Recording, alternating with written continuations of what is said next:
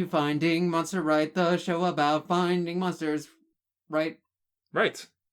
I'm your host, Adam. I'm your other host. My name's Allie, and we're gonna talk about Christmas monsters. we're gonna talk about Christmas monsters. Ding da da dum. Dun da da dun dun da dun dun. What was that sound? That was an ominous Christmas explosion. We're traveling back in time. All the way to 1964. And everything is moving incorrectly because we're in stop motion era. Oh, is this our Abed Abed Christmas special? Yeah, okay, we're stop motion now. Picture us stop motion for this episode only. It's gonna be way easier for you to do than us to do. Yeah. Because we are a couple of misfits in King Moonracer's court. Yes, King Moonracer, the flying lion from the Christmas classic Rudolph the Red-Nosed Reindeer. Yeah, Rudolph the Red-Nosed Reindeer came out in 1964, and when you're watching any Rankin-Bass production, you notice that everything is the craziest fucking shit you've ever goddamn seen. Except with Rudolph, nobody notices, because you just grew up on, oh yeah, no, he meets a prospector, and there's an elf that wants to be a dentist, and Santa has to get fat right now. That's important for some reason. And also, there's the abominable snowman, and Rudolph is an allegory for any kind of discrimination. Yeah. Ableism, I suppose, is the most on brand. Most on the nose. Yes. And so, yeah, the later Rankin-Bass entries, when they start introducing, like, winter warlocks, and, the winter bolts, Big Ben, the whale with a clock in its tail that takes Rudolph and his Christmas bad boy crew around the archipelago of lost years. Yeah, they get someone from every era. At some point, a circus lady throws a gun at an elder god and turns him into a tree. These are all things that have 100% happened. Santa Claus was raised by a lioness named the Great Shiegra. And that one's non-canon. That's the one that we watched in preparation for this. Yeah. The incorrect one. The Life and Adventures of Santa Claus. Yeah, no, that was a wild one. It's like Wizard of Oz canon. Anyway, I wanted to talk about a different lion. Yes, the Moonracer. I'm sorry, King Moonracer. His Lord Majesty King Moonracer. So King Moonracer reigns over the Island of Misfit Toys. Yeah, and he's a flying lion. He wears a crown. He's got like a black mane, and he's enormous too, worth mentioning. I think he's about the size of a normal lion. Really? He seemed bigger than like Rudolph and company. He was on a little pedestal. Oh, okay. So he was on a little cat tree. Maybe he's just really big in my imagination. Maybe it's the way that he's shot in his yellow dollhouse. He does have a case of the Elsa castles, where, like, it's a castle alone on an icy mountain, and, like, there's no furniture in it. Not a drop of it. Not a drop of He just kind of sits up there all day. No, he doesn't do that all day. Every day he flies around the world. Every night? Yeah. Every night he flies around the world looking for misfit toys that no girl or boy wants.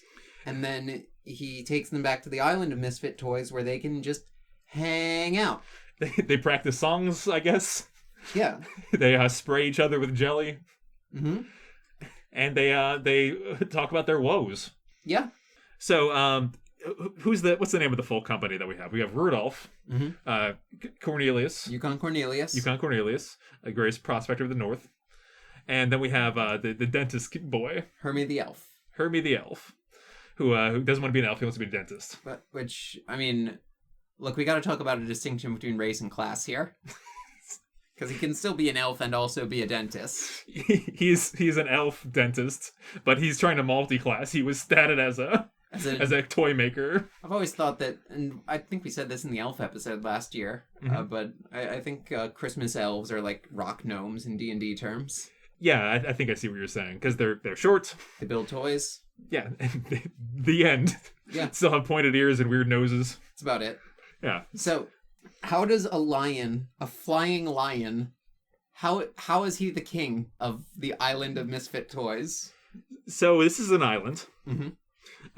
And there's a castle there. Yes.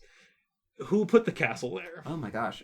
I just assumed it was like, The snow glows white on the mountain tonight, not a footprint to be seen. A kingdom of isolation, and I'm the Lion King. Yeah, I feel like this was a kingdom that was either abandoned or like he took over. But it's an icy land where no one can survive, except for toys. So when Rudolph and company go to see him in court, he says, they're asked like, hey, we're misfits. We're looking for a home. Can we stay here? And he says, no. No, only toys can stay here.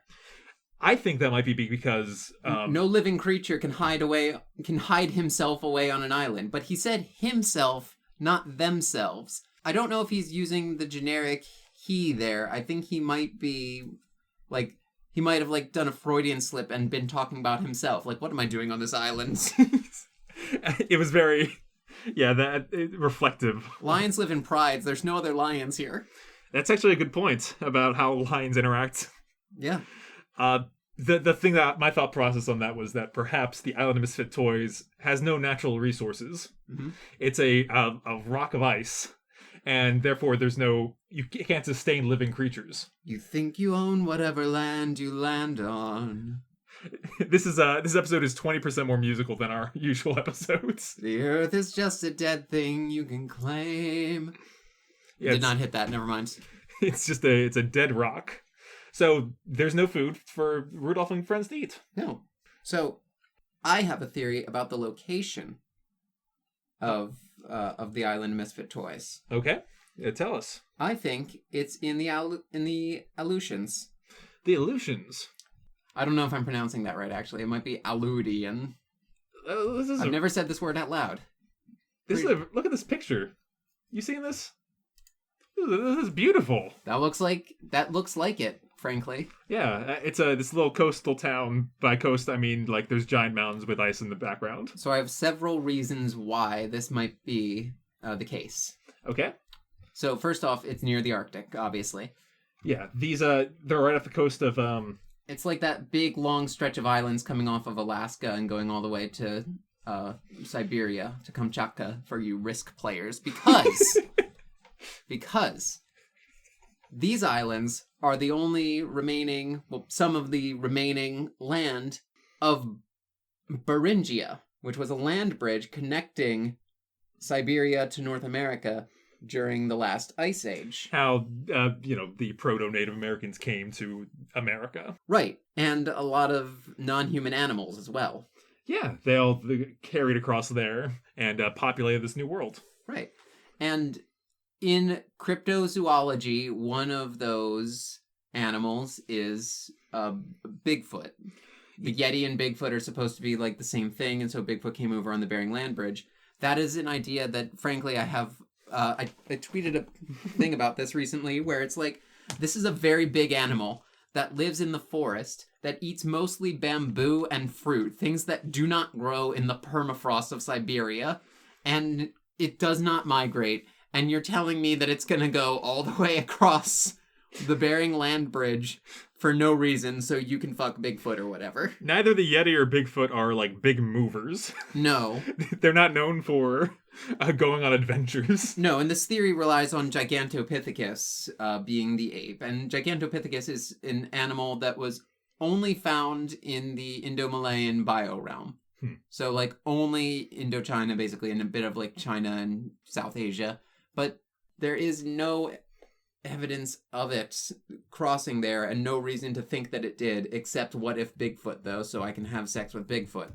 But in fiction, I think it's a pretty good explanation for when a species moves across, like, a huge thing, a huge amount of land like that, it's not like, they're all moving at once. They're going, like, over time. The population is expanding. They're not, like, marching across there. Like, okay, we all have to go to North America now. It's funny. That's always been the image in my mind, that they're just in a single file line crossing a very dainty piece of land bridge. Like the opening of Ice Age. Yes, I'm literally thinking of the opening of Ice Age. Like, but no, so it's a sequence. Like they leave little like breadcrumbs of creatures as they go through. Like the Bigfoot in the Pacific Northwest is a spin-off of Alaskan Gigantopithecines, which are a spin-off of Beringian Gigantopithecines, which are a spin-off of Siberian Gigantopithecines, which are a spin-off of Gigantopithecus proper. You can trace the stepping stones as you cross this land bridge. And one of those stepping stones, so like a little phylogenetic branch between Bigfoot and the Yeti, that got stuck on an island when the water levels came back up because Bumble's sink. Oh, is the Bumble, and so that's why he's there. He exists in this area because of that reason. Yeah, it would make sense that because he's not a literal Yeti, right? he is a different creature, way sharper teeth, probably made sharp from eating fish along this coastal area. Ooh, a carnivorous ape. That's what he is. You've seen how he interacts with the world. And also, Yukon Cornelius is there. So, like, Alaska, like the Klondike, or not it can't be the Klondike Gold Rush because that was in the Yukon Territory. And, like, I thought about this, like, oh, so I guess it's in the Yukon then? But, like, that doesn't make sense. His nickname can't be Yukon Cornelius if he's in the Yukon. Agreed. That's why Indiana Jones doesn't take place in Indiana. Right. Like... or Hannah Montana lives in California. Right, like, it would be like if your nickname were, like, Adam America. Like... Yeah, no, it doesn't. Like, if you went to Europe and they called you Adam America, you'd be like, okay, sure. But if we called you that in America, that would be weird. Also, I recall something in the original script. I think he was looking for like a peppermint mine. So, like, his quest for gold, silver, it doesn't like point to any particular land, I guess is what I'm saying. But anyway, this is all to say that it's in the Aleutians. And the Aleutians are inhabited, of course. There are native peoples there. I think that maybe King Moonracer found, like you were saying, like one of these islands that didn't have any like natural resources, any good places for people to live, and he's like, maybe not anymore since the water's been rising. Well, maybe, but that's over like thousands of years. I guess that's a true point. But so it's like, hey, listen, there's nothing for you on this island. It's pretty good Moonracer. And I have toys that need a home. So we're gonna live here and, like, don't fuck with us. I was thinking about how Moonracer gets off food. Oh yeah, how does he get food? I mean, I assume he just humps a rock. Don't look at me. This is the cave of misfit substances. This is the cave of very bad lion boys. If he flies around the world, I assume he picks up like food along the way. Oh yeah. No, Santa gets milk and cookies. Like, what do you leave out if a toy feels unloved? Like, do they make an offering of like zebra meat? Yeah, I was gonna say a bunch of just real rare steaks. My thought was, what if he made a deal with the native peoples on nearby islands? Like, hey, bring me a seal every now and then. And it's like, well, what do we get in return? I have toys. My daughter could use a toy. That would actually be really nice. This is a nice trade. I like this. This is a very wholesome diplomatic relationship we're establishing. I guess so. That's his only kind of resource he has to spend is the toys. Yeah. Because otherwise, yeah, he's just picking up takeout wherever he goes. Yeah. Do you think maybe he could just like fly over the ocean and just like grab a seal with his paw like a polar bear? Yeah, or you ever see the bald eagle just swoop down and come up with like a fish bigger than it? Fun fact, they only get the fish 1 time out of 4.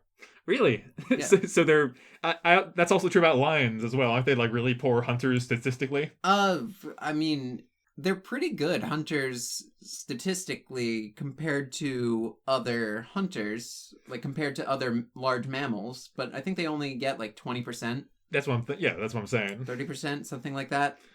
They're only successful that many times. Dragonfly, though, successful 95% of the time. Just a killer bug. Dragonflies fucking rock. But no, yeah, so bald eagle only catches fish 1 time out of every 4 times. You go to the grocery store 4 times, you get food only 2 of those times, you're still doing better than America's favorite bird. Which is crazy. So yeah, what else is there to eat there? I guess not much. Fish. Oh, people.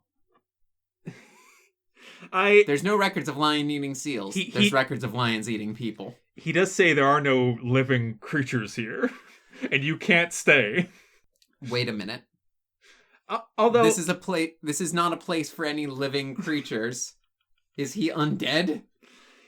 He's either Is he Frankenstein? Did someone do the monster mash? So if he's not undead, the only other let's explore that for a moment.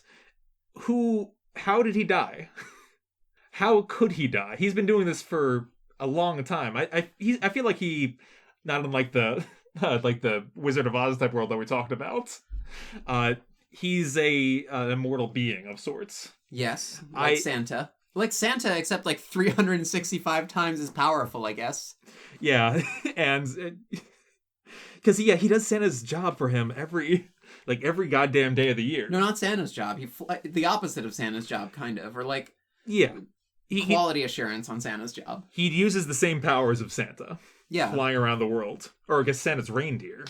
Hang on, what if it's a similar magic between the two of them? Yeah, and there's also the rain snakes from Rudolph and Frosty's Christmas in July that Winterbolt has. Right. So like some animals can fly, and if an animal flies, you can go around the world in one night.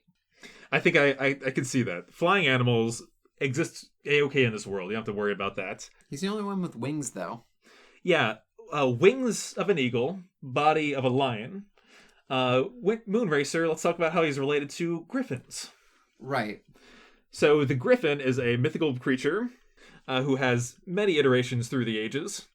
Yes, it is. Oftentimes, it in addition to those features, it has the head of an eagle. Yes. So griffin, it's got bird wings, bird front legs, lion back legs, lion tail, lion body mostly, and an eagle head. If it was standing up like a man, it would appear almost like halfway through the torso, become eagle on the way up, lion on the way down. That's also true if it was on all fours, like how it is normally. Imagine if you took off an eagle's butt and put a lion's whole back half on it. Yeah. That's what we're talking about here. So I came up with, and we'll post this on Twitter, I came up with a Kinsey scale for griffins. So it goes from exclusively bird to exclusively cat. It's a spectrum that has all the types of griffins and near things on there, right? Yeah. Exclusively bird, stuff like a house sparrow, an ostrich, an eagle. 1 on the griffin scale is like a gray catbird, which is just like a bird that I've run into before. That's like, it's a native bird. It makes a sound that sounds a little like a cat, so hence catbird. And I was like, that's registering. Yes, it's on there, slightly closer to the lion end. One time, one of them hit my parents' deck window, and I tried to help it, but it died. Oh.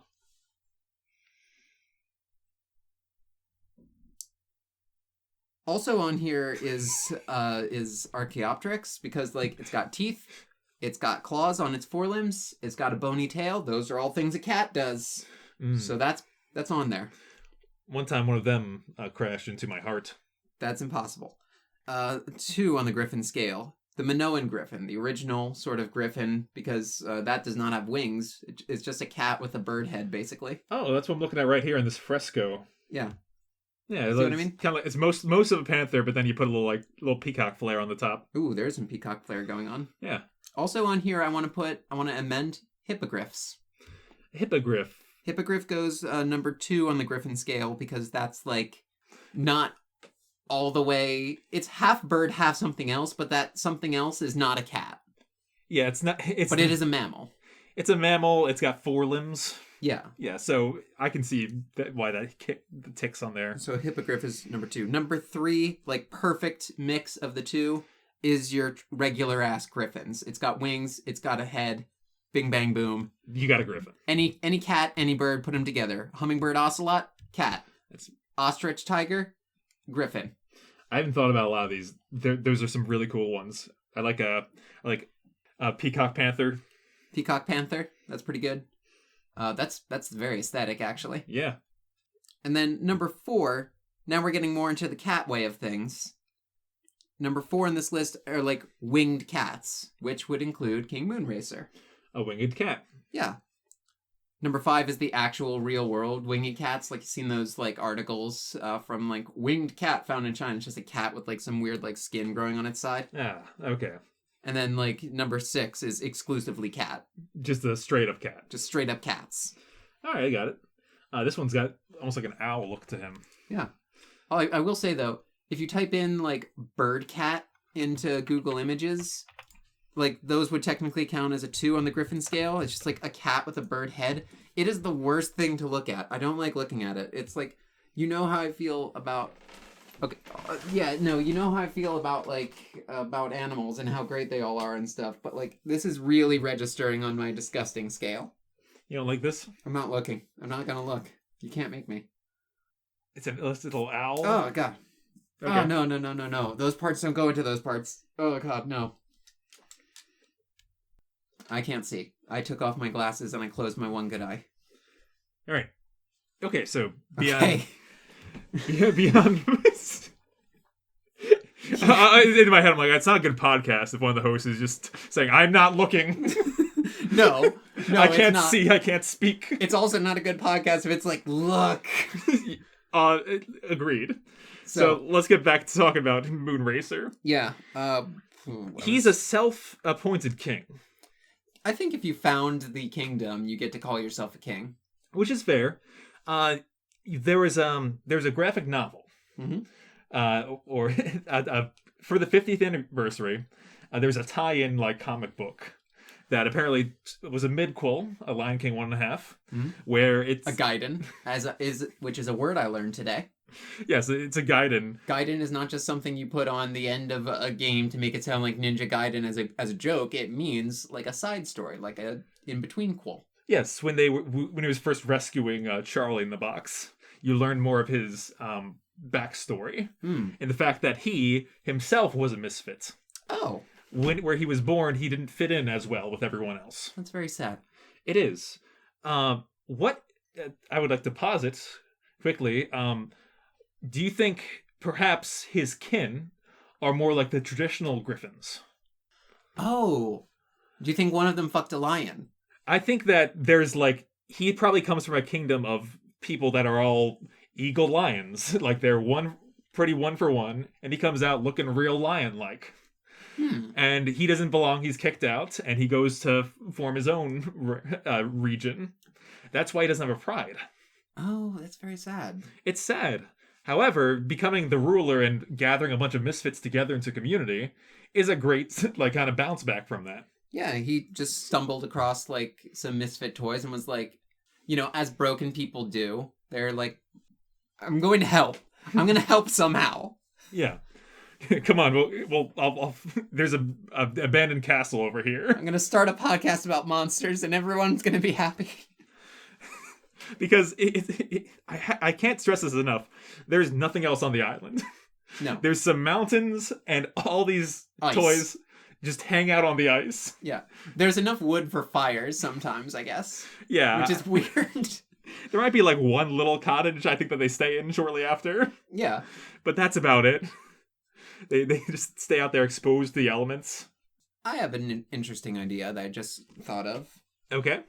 So, I don't think a griffin, right? A griffin is a CR2 monster. Yeah, in D&D terms. I guess. And, like, in general, in fantasy, like, sometimes they're not even intelligent. Like, I don't think they're a very powerful creature. You think that Moonracer and his flying abilities make him far more superior? I think that Moonracer is... He may not be a griffin. I think the kind of immortal creature that he is, if we take the life and adventures of Santa Claus into account and the mantle of immortality can only be bestowed on one mortal forever, and it's Santa Claus. Yes. Then King Moonracer must predate that. I think that he is not a African lion. You think he might be from... trying to remember the name of the place. Does it start with a B? The Gur Forest in India? No, I'm thinking of the Wizard of Oz land. Oh, Burzy. Burzy. Do you think he's from Burzy? No. Okay. No, I think he's from Beringia. I think he's from this crossing land bridge. I think he's a European cave lion, Panthera spela, from the Ice Age. from the Ice Age, crossing along the way, did not make it all the way. No. I think he is like... Oh, he was already over there. If you're inventing a god and you're like a Paleo-Indian, you are going to pick, of course, like, this is the basis of the griffin also. Like, you're going to pick the biggest thing in the sky and the biggest thing on the land. Put them together. Boom. Moonracer. You're going to pick a cave lion with wings and also make it your king. And that kind of... what drives a group... Because unlike animals, humans can decide, they actually can decide, we're going to trek east and see how far we can go. What drives a person to do that? If they're a misfit. King Moonracer is a Paleolithic god of misfits that was created as like a spirit, like an ancestral spirit from the belief of these people. And so he sustains himself on worship or subjects, as it were. That's why he gathers up all the people that would worship him. Yeah. And he brings them to this location. Okay, I think that tracks. Does that apply to his the backstory that we know? That he was once somewhere where he didn't belong? Maybe his followers were all, like, wiped out by a competing cult? If that happened, then yes, truly, he no longer belongs there. He's a god without worshippers. That's why he gathered everyone. Yes. Okay. And, like, can you sustain yourself as a deity on the belief of these constructs that have been given life through some Toy Story means? Toy Story, I'm glad you brought that up, because that's 100% what I was thinking of when he was like, the purpose of a toy is to be loved by a child. Right. Like, that is like literally word for word stuff from Toy Story movies.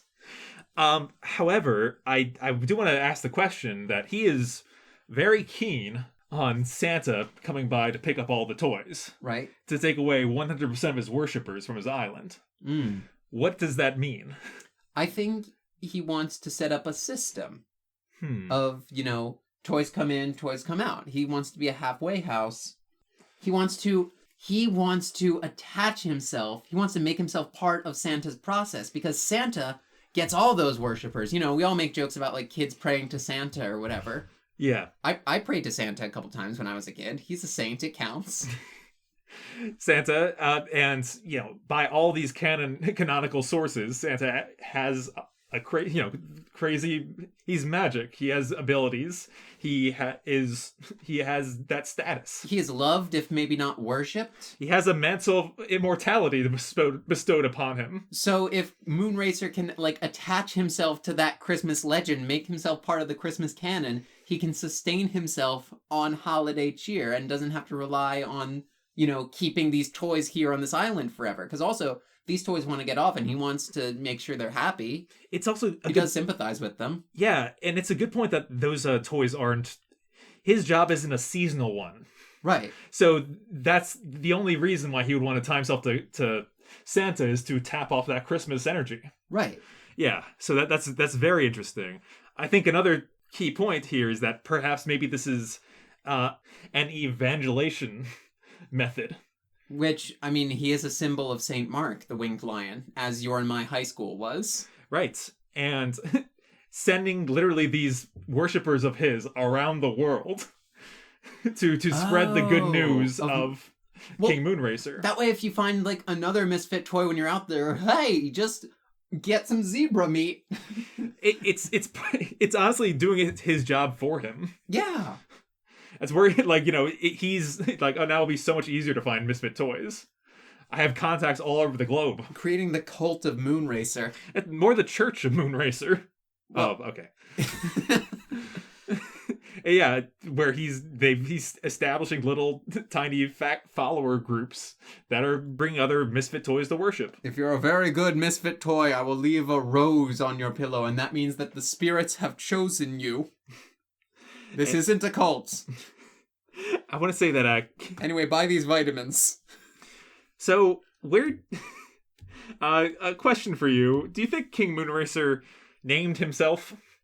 Or was that is that just his title as it's always been? Well, let's talk about the fact that, I feel like a lot of people mishear the name as Moonracer, which is way cooler. Yeah, I gotta say. But not that Moonracer's not. It's very cool. I think...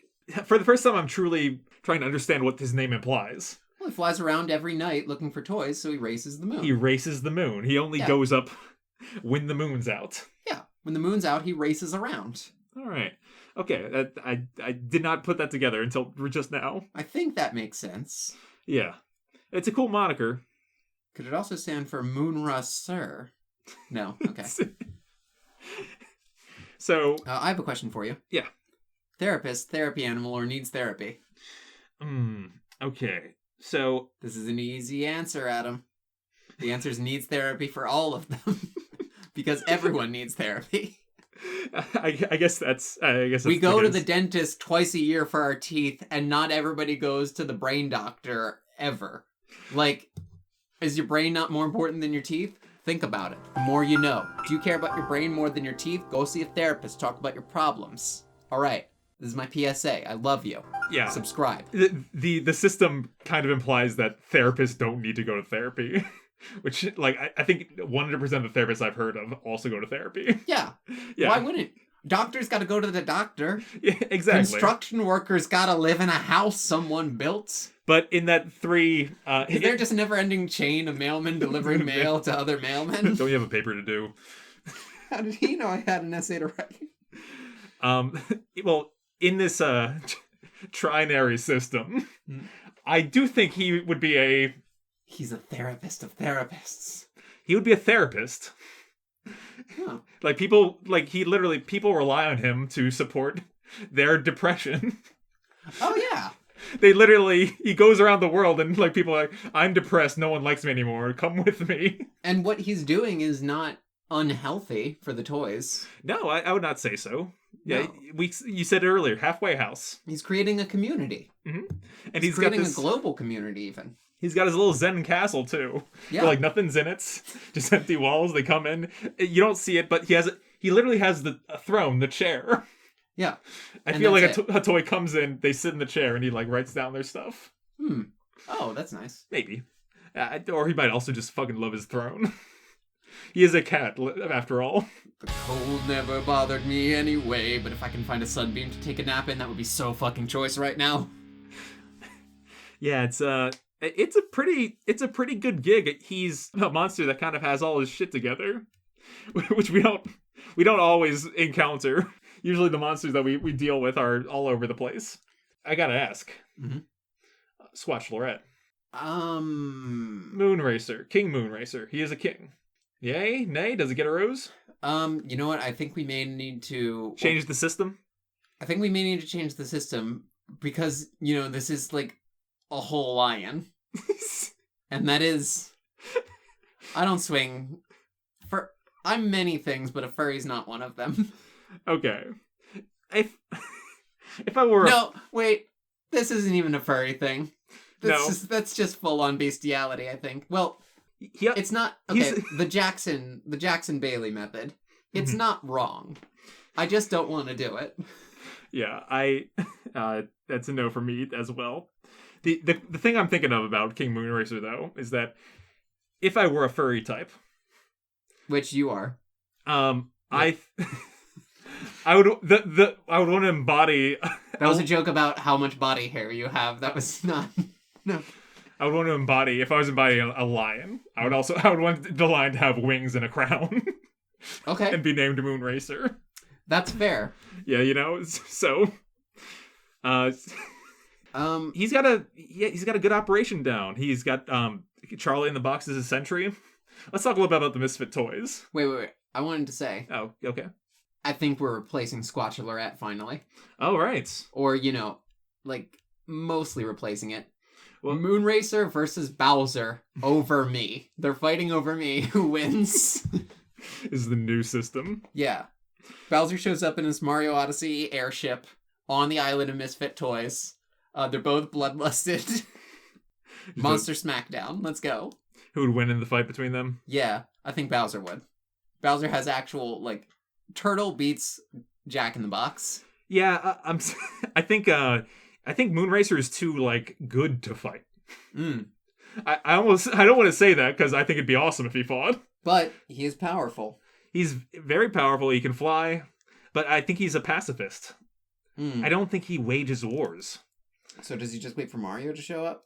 He does have big Mario NPC energy. Yes, I feel like he would be captured by Bowser and Mario has to rescue him. By jumping on things? Yeah, and then you go around to the world and it's full of Misfit Toys and they're all like, help! The Island of Misfit Toys really is a Mario Odyssey level, huh? It kind of super totally is. Huh. All it's missing is a couple, like, question mark blocks. All right, well, that answers that question. Yeah. We can't say goodbye to the Squatchlorette. I think that was... I think Monster Smackdown and Squatchlorette can live in harmony. Yeah. The world is wide enough. I agree. Maybe we should bring back something like Long Stalks on the Beach instead. Make a dating version. Could Moonracer find love in Long Stalks on the Beach? Yeah, actually, maybe that's the new question that we'll ask. Could this creature find love? I think we did that sometimes with some stuff. I think like Uruk-hai is very much that. Well, he's kind of married to his job. True, he doesn't really have time for anyone. He flies around every night. So, it's like, someone that just works exclusively at like different hours of operation. It would have to be someone that doesn't mind going around with him. Or like a goddess. Or a god. Yeah. Or like an old spirit type being. A creature. What about... Ooh, wait. I think I know someone who's into kings. Oh. We've got different ideas then. Okay. I was thinking Lady Boreal. I was thinking Grendel's mom. Who I think canonically is dating Slender Man in our show. I don't remember. Our show got pretty wild around 69. Nice. Yeah, so Lady Boreal came to mind. She's the goddess that gives Rudolph his powers. Right. She's Rudolph is her paladin. Exactly, yeah. Rudolph gets framed for tax fraud in one of the later movies, and so his nose doesn't glow and he loses his paladin abilities. He can't do divine smites anymore. Correct. So she is the embodiment of the Aurora Borealis up there. I want to say, something that you could definitely see from King Moonracer's land. Right. To be two god figures, I think it's okay for them to just see each other every now and then. Yeah. Even if one of them is a lady and the other's a lion, I feel like they can just kind of commingle their divine energies. I don't think they need to actually do the mash. I would agree. The monster mash. Why am I thinking about the monster mash so much? It's Christmas. It's not Halloween. You were correct. Yes. Christmas is just around the corner. And I think she takes on the human form when she fought Winterbolt. That's not her true shape.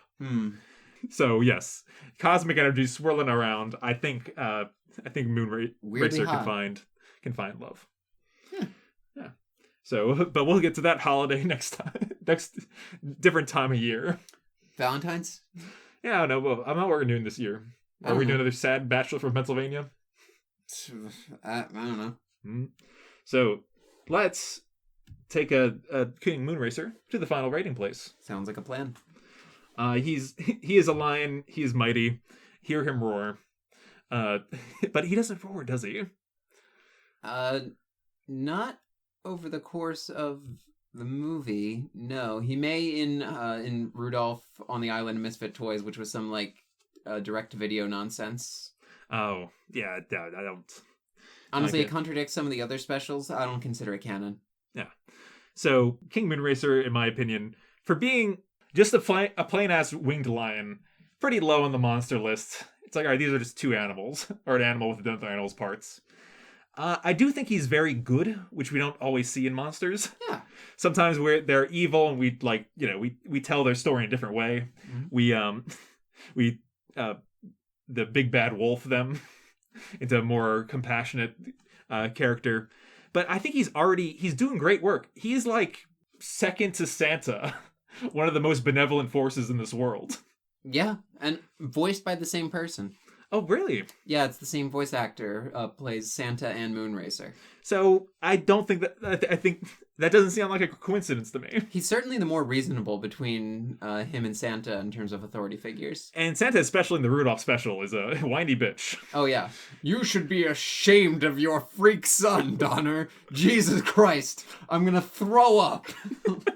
Looking at your fucking freak of a son. I can't afford to throw up. My wife will kill me. Fuck your fucking baby. Fuck. Ho, ho, ho. So, Wait, Rudolph, you're useful to me. That means I can exploit you. welcome to the system. Forever. You have to pee in this bottle now. No bathroom breaks. What kind of tax write-up do you think Santa gets for giving away all those toys? What taxes? He lives at the North Pole. There's no... That doesn't have any kind of... There's no countries in charge of that. I guess you're right. But it's... That's why he lives there. It was that or Delaware. Ho, ho, ho. I think he's got a very good energy to him. I'm going to give him a ho, ho, ho 7.2 out of 10. I will give him a 10 out of 10. Top of the list? I don't think he's very... I can't think of any problems with him. No, my only counters for him are that he's not a monster that we redeemed on the show. He was already pretty great. Oh, yeah. So that's my scoring. Knock it down to a 9. All right. Because, like, he's a solid boy, but also, like, I don't know, kind of a nothing episode then. You're right. Well, this was not a nothing episode. We learned what his deal was. Yeah. We learned, like, the forces that controlled him, and that controlled the destiny of all those Misfit toys. I got an idea for a new segment. It's a Christmas miracle. Yeah. So, happy holidays, everyone, to you and yours, from Finding Monster Rights. To yours and you. Was that a poem? I think that counts as a poem. I think so. I mean, if EE Cummings can do it, we can. Good night, everyone.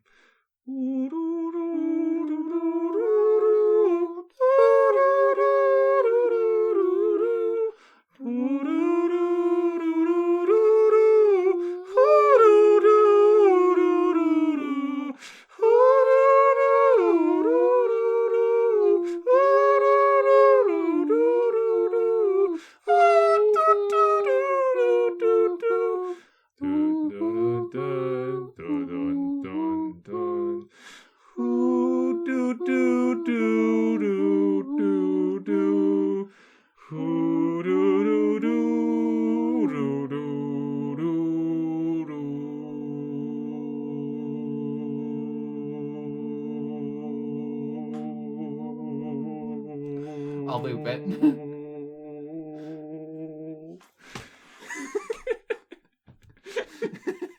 Breathe.